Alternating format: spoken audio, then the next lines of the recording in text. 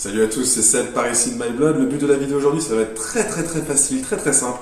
On va juste aller parcourir ensemble le nouveau maillot Third Paris Saint-Germain 2022-2023 de la saison en cours, donc qui a été tout simplement mis en boutique aujourd'hui au Megastore du Parc des Princes et aussi également sur la boutique des Champs-Élysées dans les deux configurations, la version Stadium et la version Vapor. Et le maillot est là, donc voilà, j'ai fait la queue, je suis allé le chercher ce matin.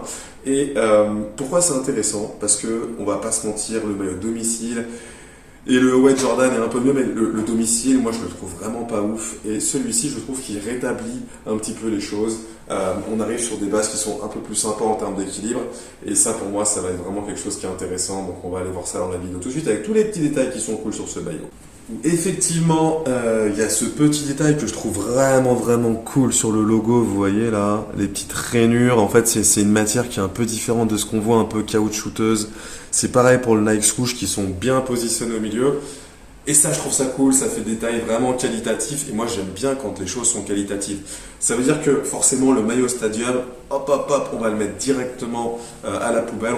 On va pas s'intéresser à ce modèle-là du tout parce que là, on est vraiment sur du cheap. Alors que le maillot Vapor, qui d'ailleurs se rapproche extrêmement des maillots qui vont être portés par les joueurs cette année, stock pro, pas stock pro, on sait pas trop, on verra. Mais pour moi, l'avenir, il est plus là-dedans que sur ce qu'on peut voir en termes de maillot Stadium ou ce genre de choses. Ok. Forcément, après, voilà, la coupe, enfin, c'est pas la coupe, c'est le design, la trame du maillot. Moi, je la trouve assez particulière. Avec, vous voyez, l'espèce de couture, la jointure qui est ici, qui fait que tout est un peu arrondi sur ce maillot. Les épaules sont un peu tombantes. C'est pas mon kiff numéro un, je vais être honnête avec vous, en termes de forme globale, mais je trouve que le côté balancé du maillot, la grande bande centrale et les couleurs au milieu, je trouve que ça rattrape, vous voyez, ça rattrape le truc, et donc je trouve ça assez intéressant. Il y a toujours cette espèce de trame qui est toujours un peu sympa, là, vous voyez, dans le tissu, qui est agréable au toucher. J'ai pas encore fait de foot avec, mais je pense qu'à mon avis, ce maillot va être assez confortable, c'est clair et net. Et puis on a ces nouveaux sponsors, le Qatar Airways qui est assorti au bleu un peu pétard du maillot. Bah écoutez, moi ça me plaît, j'en avais marre de voir ALL, Accor, c'est pas un sponsor que j'aimais. On a le sponsor GOAT qui change avec le QNB, ça fait du bien, c'est pareil, le QNB on se le tape depuis tellement d'années. Je pense que ça fait du bien de changer et on remarquera, toujours pareil, ce petit détail là, c'est le petit drapeau de la France. Alors honnêtement, moi, j'arrive pas à comprendre pourquoi est-ce qu'on a un drapeau de la France sur le maillot du PSG. Oui, le PSG c'est en France, Paris c'est en France, c'est pas de problème, mais c'est juste que il y a juste à intervertir les deux couleurs et tu nous fais un drapeau rouge et bleu. Là, en fait, vous le voyez inversé sur la vidéo, c'est normal. Mais pour moi, ça devrait pas être un drapeau de la France, ça devrait être un drapeau rouge et bleu. Voilà.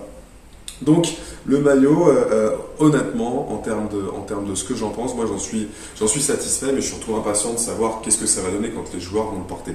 Enfin, il y a quelque chose qui est assez important, et pour l'instant j'ai pas eu la réponse à ça, c'est le flocage. Les seuls flocages que j'ai vus aujourd'hui, c'était des flocages pour les enfants en fait, parce qu'ils n'étaient pas prêts comme d'habitude en termes de logistique et de supply chain. Donc voilà, on va essayer de voir un petit peu ce que ça va donner en termes de flocage, la couleur, si on va rester sur ce bleu. Sur ce bleu un petit peu pétard ou en Ligue des Champions, si un jour on joue avec ce maillot en Ligue des Champions, d'ailleurs faites attention, toujours pareil, ne pas floquer le maillot maintenant, on va attendre de savoir si on va s'en servir en match, on va attendre de savoir si le joueur qu'on va floquer, si il sera toujours à Paris dans 6 mois, parce qu'on sait jamais trop. Et donc voilà, on va attendre un peu et puis on va regarder ce que ça peut donner en termes de flocage, parce que je dis souvent que voilà, la base du maillot c'est important, mais après derrière il y a plein d'autres choses. Comme les patchs, le patch champion sur le côté, qu'est-ce que ça va donner avec les patchs de Ligue des Champions si on porte ce maillot en Champions League, et forcément le flocage arrière. Moi j'ai vu le flocage arrière du maillot domicile en Champions League, je l'ai trouvé vraiment très moche, vraiment très laid. C'est pas contre le créateur, hein, c'est juste que je comprends pas le rationnel, je comprends pas la logique. Je trouve qu'il fait cheap et je suis pas fan des choses qui font cheap. Voilà. Donc ça c'était mon avis global par rapport à ce maillot. Il y a un truc qui est très important à mentionner aussi, c'est la taille et la façon dont ce maillot fit.